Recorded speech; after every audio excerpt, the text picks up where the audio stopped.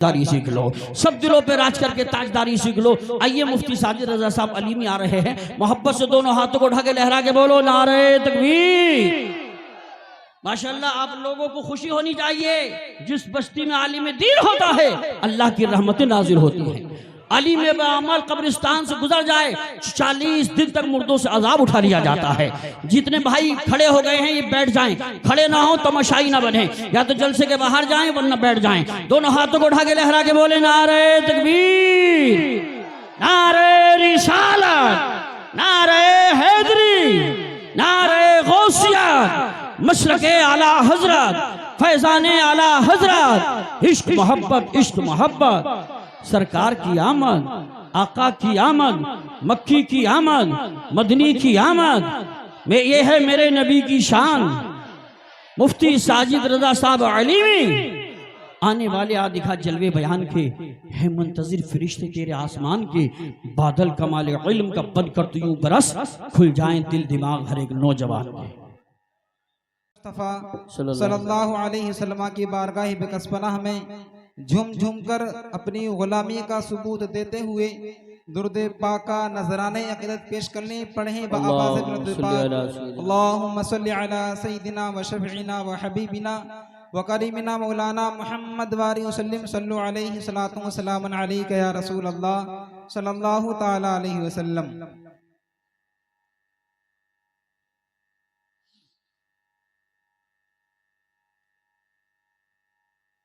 मोहतरम हजरात, बच्चे खामोश हो जाएं, माँ बहनें भी खामोश हो जाएं। कुरान मुक़द्दस के अंदर अल्लाह रब्बुल इज़्ज़त ने इरशाद फरमाया, यरफ़इल्लाहु अल्लज़ीना आमनु मिनकुम वल्लज़ीना ऊतुल इल्म दरजात।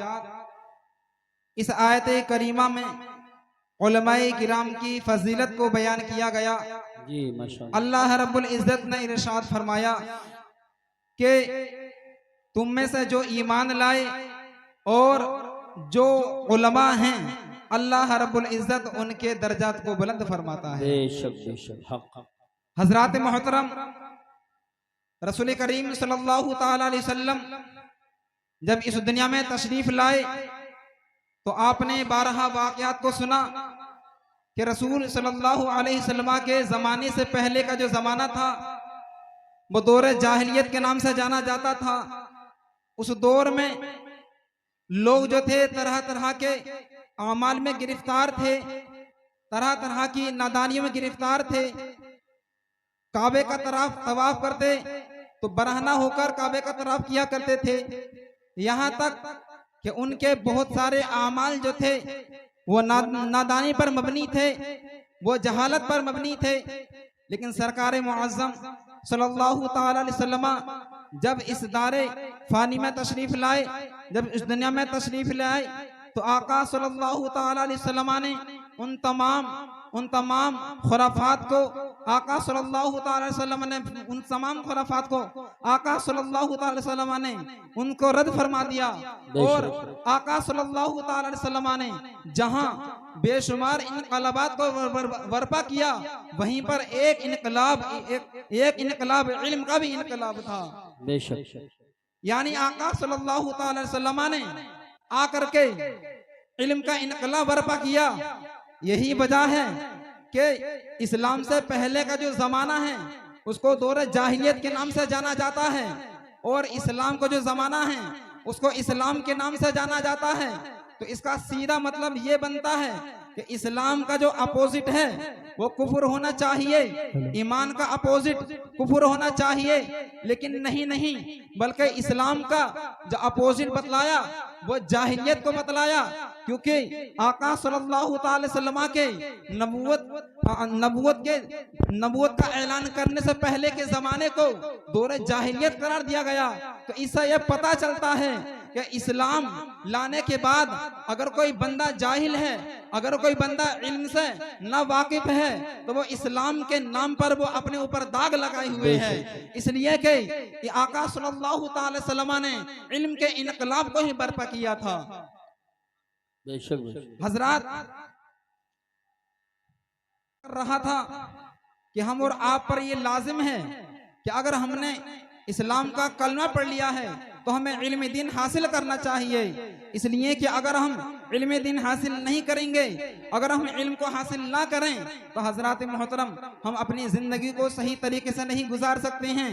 हम अपनी जिंदगी में रोजमर्रा के जो अमाल हैं उन पर हम आगाही नहीं पा सकते हैं। हमें नहीं मालूम हो सकता है क्या चीज हराम है, क्या चीज हलाल है। हजरात मोहतरम हमें नहीं मालूम हो सकता है क्या चीज मकरूह है और क्या चीज फर्ज है। हजरात ये सारी चीजें हमें तभी मालूम हो सकती हैं जबकि हम इल्म दीन हासिल करें। हजरात तो हमें चाहिए कि हम इल्म दीन हासिल करें ताकि हम अपनी जिंदगी को शरीयत मुस्तफा के मुताबिक गुजार सकें। हजरात अब कुरान मुकद्दस के अंदर इरशाद फरमाया गया कि यरफ़इल्लाहु अल्लज़ीना आमनु मिनकुम वल्लज़ीना ऊतुल इल्म दरजात। इस आयत करीमा के अंदर अल्लाह रब्बुल इज्जत ने उलमाए किराम की फजीलत को बयान किया तो पता चला कि उलमाए किराम की जो शान है वो ये है कि उलमाए किराम की शान को अल्लाह रब्बुल इज्जत खुद बुलंद फरमाता है। हजरात इसके अलावा मुतादिद मकामात पर अल्लाह रब्बुल इज्जत ने उलमाए किराम की शान को बयान करते हुए इरशाद फरमाया कि इन्नमा यख्शल्लाह मिन इबादिहिल उलमा। बेशक अल्लाह के बंदों में से जो अल्लाह का खौफ रखते हैं वो उलमाए किराम ही हुआ करते हैं। और एक मकाम पर इरशाद फरमाया कुल हल यस्तविल लज़ीना यअलमून वल्लज़ीना ला यअलमून। ऐ मेरे महबूब अब फरमा दीजिए क्या इल्म वाले और बेइल्म वाले बराबर हो सकते हैं? ऐसा नहीं हो सकता कि इल्म वाले और बेइल्म वाले बराबर हो जाएं, बल्कि दोनों में फर्क है कि जो इल्म है इल्म को नूर कहा गया है और जो जहालत है उसको अंधेरा कहा गया है, उसको जुल्मत के नाम से जाना गया है। हजरात इल्म हासिल करना कितना जरूरी है। अगर हम इल्म हासिल ना करें तो जाहिल की मिसाल हदीस पाक के अंदर हातिफुल लैल के नाम से करार दी गई है। यानी जो जाहिल है उसको हातिफुल लैल कहा गया है। हातिफुल लैल का मतलब होता है वो शख्स कि जो अंधेरी रात में लकड़ियां इकट्ठा करता है। तो हजरत मोहतरम आका सल्लल्लाहु अलैहि वसल्लम ने जाहिल को जो है वो अंधेरी रात में लकड़ियां इकट्ठा करने वाले के तरह करार दिया। गोया के मतलब ये है कि जैसे कि अंधेरी रात में अगर कोई शख्स लकड़ियां इकट्ठा करने के लिए जंगल में निकले तो वो अपनी टोकनी में जहां पर लकड़ियां रखेगा उसी जगह पर दूसरी चीजें भी उसको रखेगा। उसके अंदर कंकरियां भी वो रख सकता है, उसके अंदर वो गलाजत भी रख सकता है, इसलिए कि जब अंधेरा है तो उसको कुछ नजर नहीं आ रहा है। हजरत मोहतरम तो आका सल्लल्लाहु अलैहि वसल्लम इरशाद फरमाते हैं यही मिसाल है जाहिल की। जो जाहिल होता है तो उसके अंदर क्योंकि नूर नहीं है, उसके अंदर इल्म की नूर नहीं है, इसलिए न वो हराम को जान सकता है, न वो हलाल को जान सकता है, न वो वाजिब को जान सकता है, न वो किसी मकरूह को जान सकता है।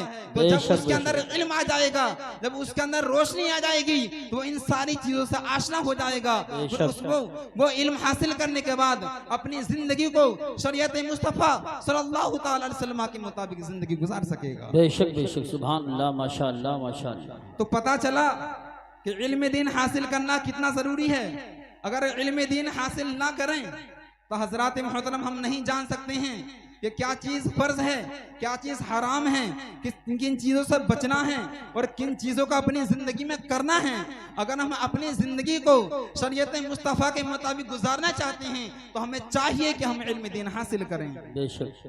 हजरात यही उलमाए किराम हैं।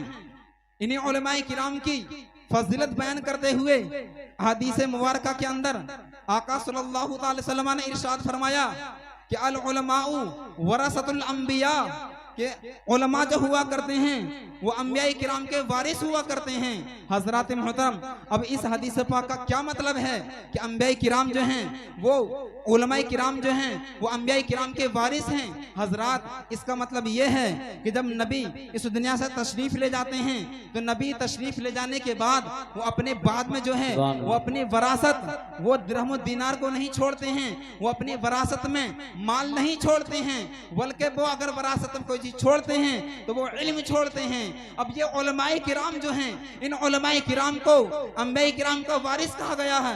इसकी वजह ये है क्योंकि ये उलमाए किराम जो हुआ करते हैं ये उन्हीं अंबिया किराम के इल्म की विरासत से हिस्सा हासिल करते हैं, इसलिए उलमाए किराम को जो है अंबिया किराम का वारिस कहा गया है।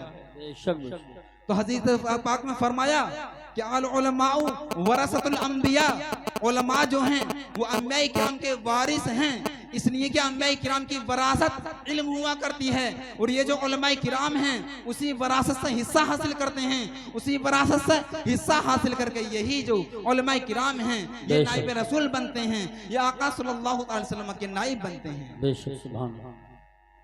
और एक हदीस पाक में फरमाया कि आलिम की कितनी बड़ी वैल्यू है। आका इरशाद फरमाते हैं कि मन ज़ारा आलिमन फ़क़द ज़ारनी, जिसने किसी आलिम से मुसाफा किया तो गोया कि उसने मुझसे मुसाफा किया। और आगे इरशाद फरमाते हैं मन ज़ारा आलिमन फ़क़द ज़ारनी, जिसने किसी आलिम की ज़ियारत की तो उसने मेरी ज़ियारत की। और आगे इरशाद फरमाया मन साफ़हा आलिमन फ़क़द साफ़हनी, और जिसने किसी आलिम से मुसाफा किया तो गोया कि उसने मुझसे मुसाफा किया। और आगे इरशाद फरमाया मन जालसा आलिमन फ़क़द जालसनी, जो किसी आलिम के पास बैठा तो गोया कि वो मेरे पास बैठा। और आगे इरशाद फरमाते हैं वो मन जालसनी फ़क़द अजलसहु यौमल क़ियामत फिल जन्ना, और जो मेरे पास बैठ गया तो अल्लाह रब्बुल इज़्ज़त उसको क़यामत में जन्नत में बैठाएगा। अल्लाह माशाअल्लाह माशाअल्लाह। तो ये उलमाए किराम की ये अज़मत है, ये उनकी शान है कि आका सल्लल्लाहु ताला अलैहि वसल्लम जो हैं आलिम से मुसाफा करने को अपने आप से मुसाफा करार दे रहे हैं, आलिम की ज़ियारत करने को अपनी ज़ियारत करार दे रहे हैं, आलिम के पास बैठने को अपने पास बैठना करार दे रहे हैं। ये आलिम की फजीलत है। हजरात मोहतरम, ये फजीलत हमें कब हासिल होगी कि जब हम अपने बच्चे को इस ओहदे पर पहुंचाएं, हम अपने बच्चों को इल्म दीन से आरास्ता करें। जब हम अपने बच्चों को इस मंजिल पर पहुंचाएंगे तो कसम खुदा की मेरे अजीजों, हदीस मुबारक के अंदर ही आका सल्लल्लाहु अलैहि वसल्लम ने इरशाद फरमाया है कि यही उलमा हैं